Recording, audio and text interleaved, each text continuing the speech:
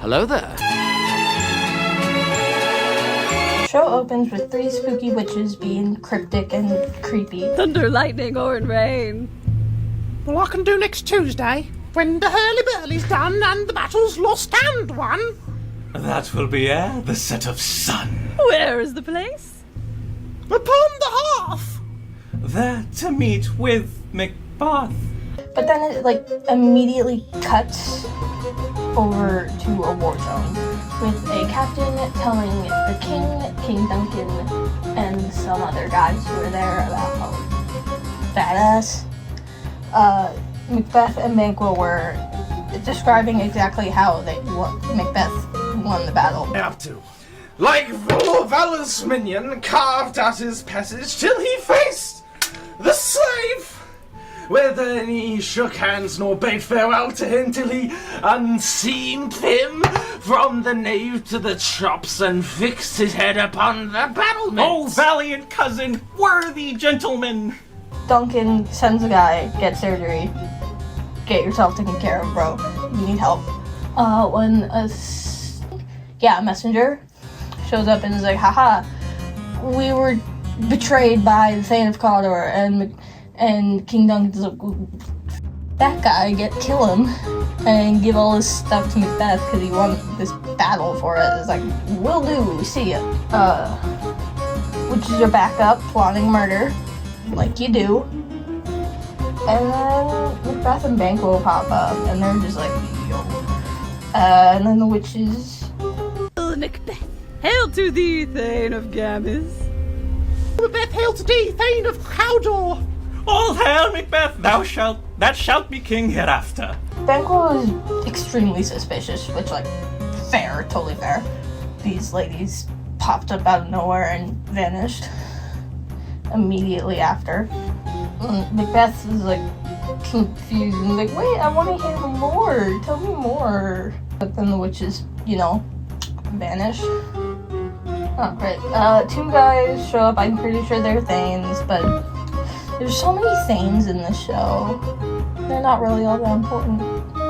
They just move things along. It's fine. 2 Thanes show up and they're like, haha, guess what, Macbeth? You're important now. Thane of Cawdor. Ooh, that's what the witches said. Ooh. Banquo is, not feeling great because of what the witches had said about him. But, he's not going to say anything in front of these other guys, obviously. That would make meet Duncan, who declares that the next in line to the throne is his oldest son, Malcolm, which, obviously, but it bugs Macbeth just a little bit. Just a little bit. And then we cut to Lady Macbeth reading a letter from Macbeth, telling her all about the witches and stuff, and she's like, you know what? You're gonna get what was promised to you. We're gonna kill Duncan. She delivers this really cool soliloquy that's pretty unnerving, even in the best contexts. Come, you spirits that tend on mortal thoughts, unsex me here, and fill me from the crown to the toe, top full of direst cruelty. Macbeth not taking it well. They're arguing. He's not having it. He doesn't want to. He's the host. He's here in double trust. First I am his kinsman and his subject, strong both against the deed. Then, as his host, who should against his murderer shut the door, not bear the knife myself. But Lady Macbeth, ever strong female character, hits him with, okay, didn't realize I married a freaking wuss. Can't argue with that. Banquo and his son Fleance are kind of just wandering around the castle at night, talking about nighttime, I think? Not very clear.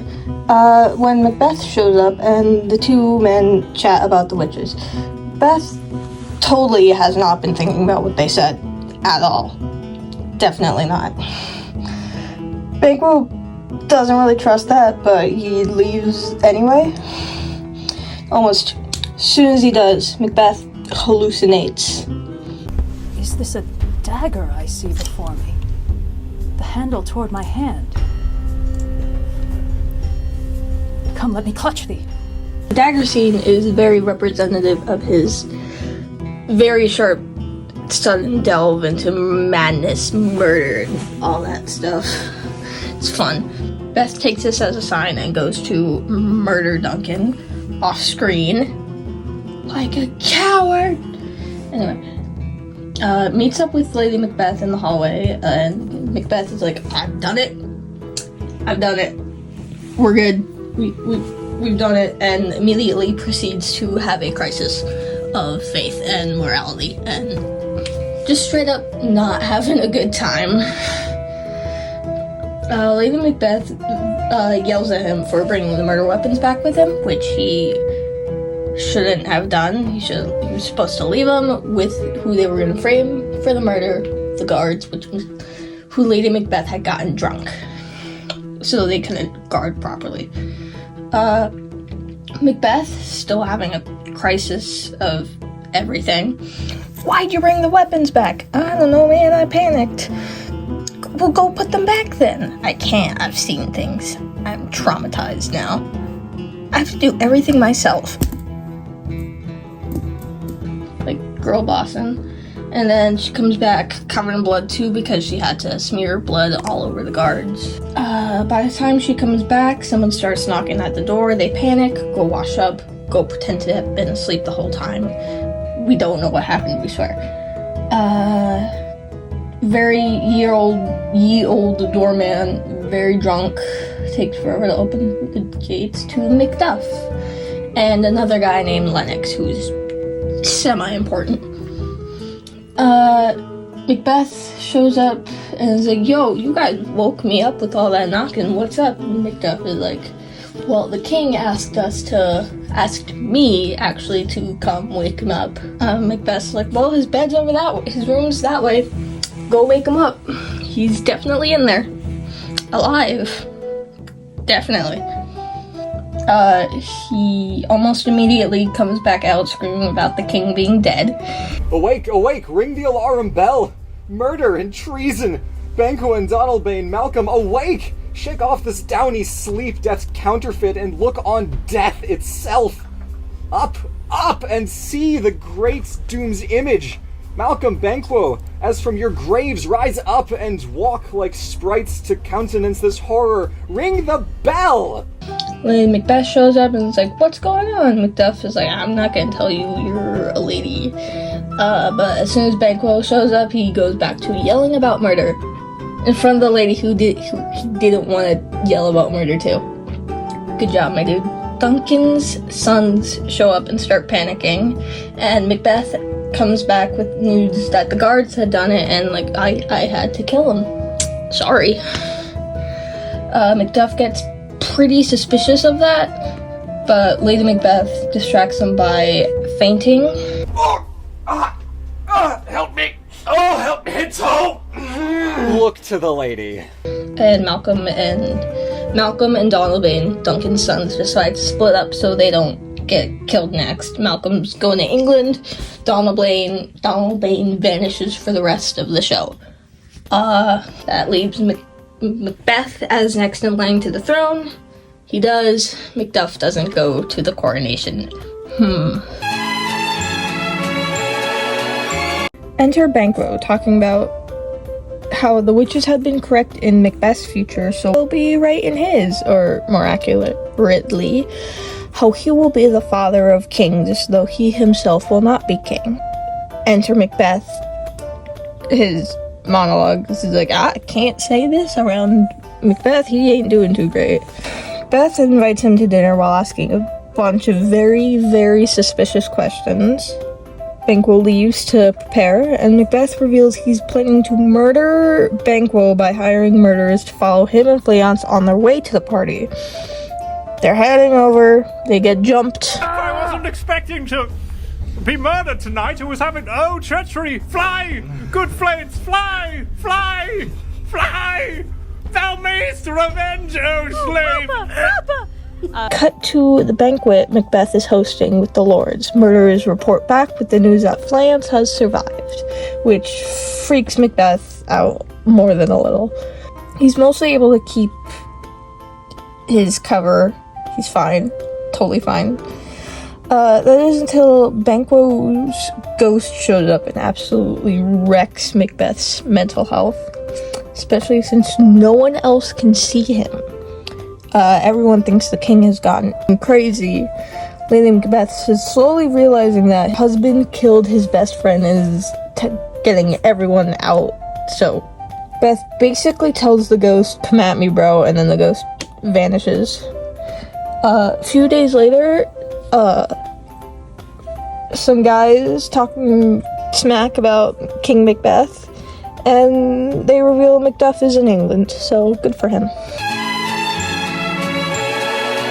Let's go back and look at the banquet, because something really cool about Shakespeare is that there are like almost zero stage directions in the script. It's mostly always just enter, exit, to themselves, aside, stuff like that. There's no actual stage directions.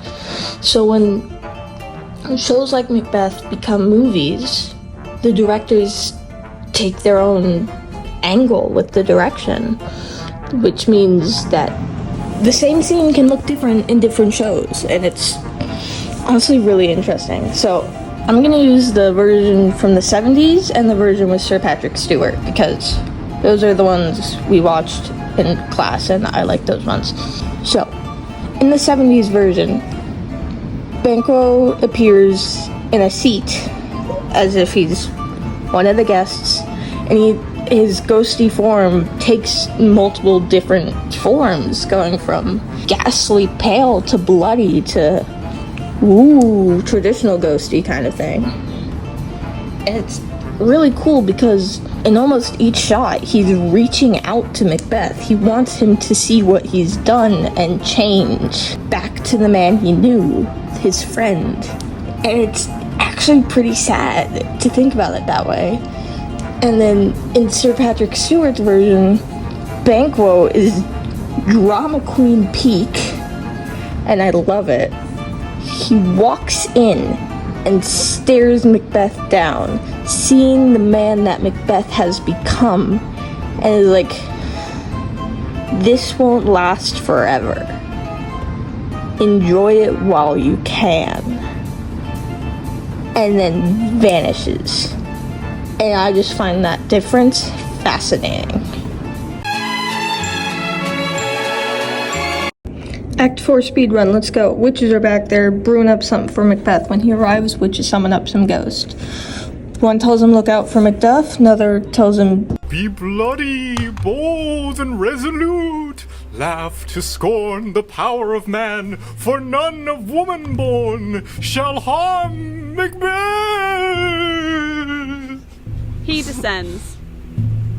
Then live, Macduff, what need I fear of thee? The third tells him that his downfall will come when the woods move to the hill. Beth is all, haha, I'm fine, but still asks if Banquo's kids will rule his kingdom, which, of course, they will. The witches leave and someone shows up to tell Macbeth that Duff is in England. Macbeth freaks out and plots to murder Macduff's entire family, which he does by sending someone to do so for him. Cut over to England, Macduff is trying to convince Malcolm to come back to Scotland with him. Malcolm is understandably suspicious of Duff, thinking that he was sent to bring him back for execution.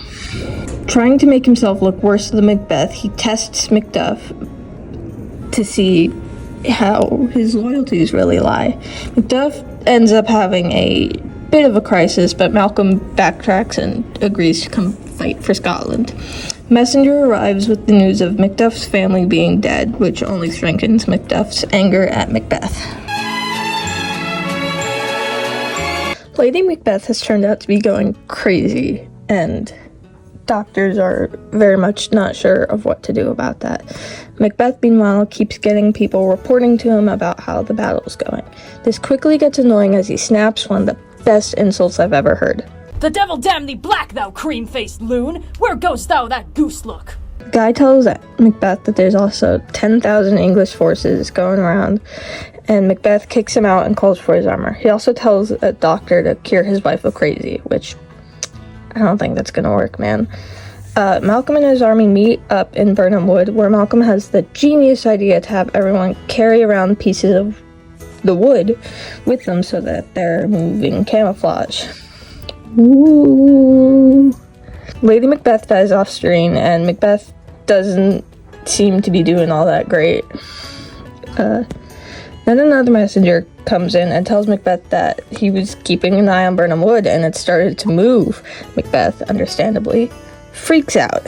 Malcolm and Macduff arrives at Macbeth's castle and their soldiers infiltrate it. Macbeth slaughters a bunch of them because he really doesn't have need to be scared of them. Everyone has nicknames. It's annoying.